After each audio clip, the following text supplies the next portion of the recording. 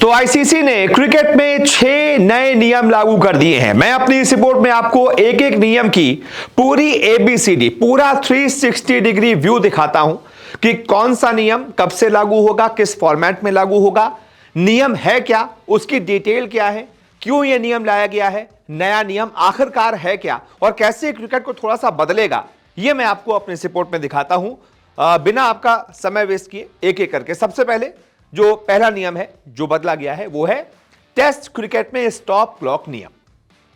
ICC ने test cricket में अब स्टॉप क्लॉक नियम लागू करने का फैसला किया है।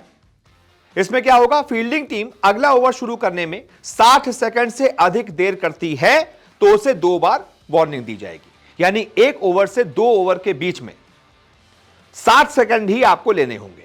अगर आपने 2 ओवरों के बीच में 60 सेकंड से ज्यादा का वक्त ले लिया तो आपको 2 बार वार्निंग दी जाएगी। उसके बाद क्या होगा, इसके बाद भी अगर यह नियम टूटा, यानी कि आपने 2 बार से ज्यादा 2 ओवरों के बीच में 60 सेकंड से ज्यादा ले लिए, तो पेनल्टी के तौर पर आपको 5 रन आपके काट लिए जाएंगे। और ऐसा नहीं है कि एक ही बार काटे जाएंगे, जितनी बार भी आप गलती करेंगे, जितनी बार भी आप 2 ओवरों के बीच में 60 सेकंड से ज्यादा का टाइम लेंगे, उतनी बार आपके 5 रन काट लिए जाएंगे, सामने वाली टीम के खाते में जोड़ दिए जाएंगे।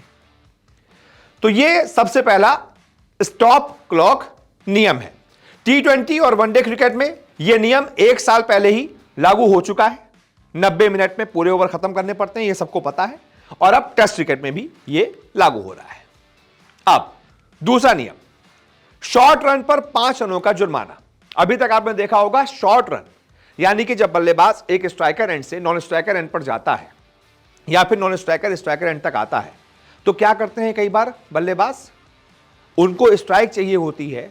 मान लीजिए 7-8 विकेट गिर चुके हैं, बल्लेबाज को स्ट्राइक चाहिए, उसने थर्ड मैन या बाउंड्री पर शॉट मारा, उसको लगा यार 2 रन हो जाएंगे, तो क्या करते थे, दौड़ते थे और जैसे लगता था यार पूरा क्रीज तो मैं कंप्लीट नहीं कर पाऊंगा, तब तक फील्डर जो है वो थ्रो फेंक देगा और मैं आउट हो जाऊंगा। अब क्योंकि मुझे स्ट्राइक भी चाहिए, तो कई बार बल्लेबाज शरारत करते थे कि दूसरी तरफ की क्रीज पूरी तरीके से छूते नहीं थे, उसके अंदर बैट नहीं टैप करते थे, थोड़ा दूर से ही टैप करके वापस चले जाते थे कि मैं टाइम से अपनी क्रीज तक पहुंच जाऊं।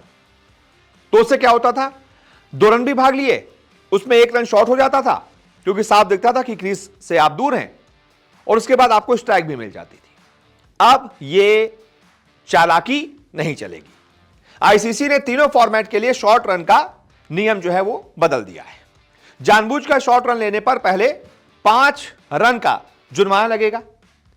एक चीज, पहले तो जुर्माना लगेगा कि अगर तुमने शॉर्ट रन लिया जानबूझ के ऐसे डेलिब्रेट, तो 5 रनों का पहले जो जुर्माना लगेगा, क्रीज आपको पूरी करनी ही पड़ेगी, रन पूरा करना ही पड़ेगा।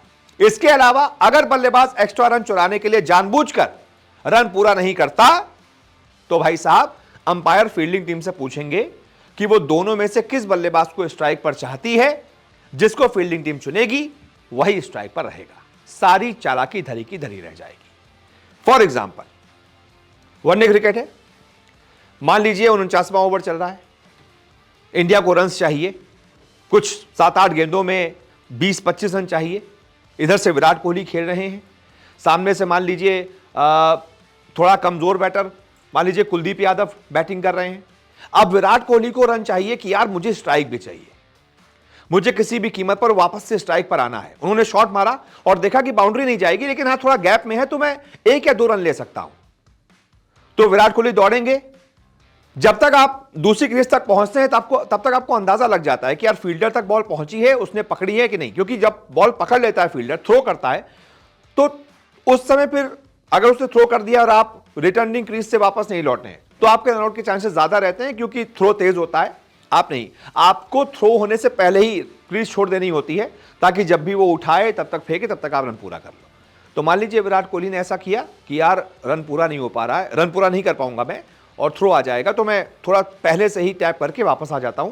तो क्या होगा कि जो फील्डिंग टीम है उससे पहले पूछा जाएगा, पहले तो 5 रनों की पेनल्टी टीम इंडिया पर लगेगी। उसके बाद सामने वाली टीम से पूछा जाएगा कि विराट कोहली और कुलदीप यादव में से आपको किसको जो है स्ट्राइक पर लाना है।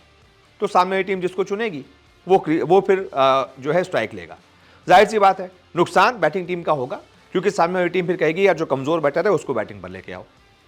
तो शॉर्ट रन की वजह से ये टीमों को अब दिक्कत होगी। ये दूसरा नियम है जिसको बदला गया है। अब तीसरा नियम, गलती से सलाइवा लगाई तो गेंद बदलेगी नहीं। अभी तक क्या होता था, कोविड आया था उसके बाद से सलाइवा पर बैन कर दिया गया था कि गेंद पर आप लार नहीं लगा सकते। गेंद पर सलाइवा यानी कि लार लगाने पर बैन जो है वो अभी भी जारी रहेगा। लेकिन गलती से सलाइवा लगा दिया अगर आपने, जैसे विराट कोहली से एक बार गलती हो गई थी, फिर उन्होंने सॉरी भी किया था, कि आप लोगों की आदत में होता है ऐसे सलाइवा लगाना, तो कई बार लग जाता है। तो गलती से सलाइवा लगाने पर बॉल बदलना अनिवार्य नहीं होगा, अभी तक अनिवार्य था। अब क्या होगा, थोड़ा सा नियम बदला गया है। अंपायर सिर्फ तभी गेंद बदलेंगे जब उसकी स्थिति में कोई भारी बदलाव होगा, जैसे ही गेंद बहुत गीली हो जाएगी या उसमें कुछ एक्स्ट्रा चमक आ जाएगी, अंपायर को लगेगा। यह फैसला अंपायर के विवेक पर निर्भर रहेगा कि गेंद को बदलना है या फिर नहीं। तो ये एक सलाइवा वाले नियम में चेंज किया गया है।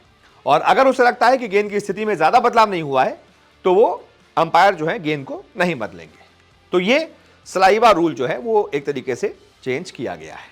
अब चौथा नियम, कैच रिव्यू में एलबीडब्ल्यू की भी जांच होगी। अभी तक क्या होता था, आईसीसी ने जो कैच का नियम है वो भी बदला है। कैसे बदला है, कैच आउट होने पर, कैच आउट रिव्यू में गलत साबित होता है अगर, जैसे अंपायर ने कैच आउट का रिव्यू किया या फिर किसी ने भी किया, कैच आउट का रिव्यू हुआ, रिव्यू में जो है वो कैच आउट नहीं होता है, लगता है कि यार बॉल जमीन पर गिर गई है, लेकिन गेंद पैड पर लगी हो तो टीवी अंपायर एलबीडब्ल्यू की भी जांच करेगा। यानी कि मान लीजिए बैट्समैन ने शॉट खेला, बैट पैड हुआ, ठीक है, और उसके बाद कैच हो गया, तो पहले क्या होता था, रिव्यू लिया गया तो कैच देखा जाता था सिर्फ, एलबी नहीं।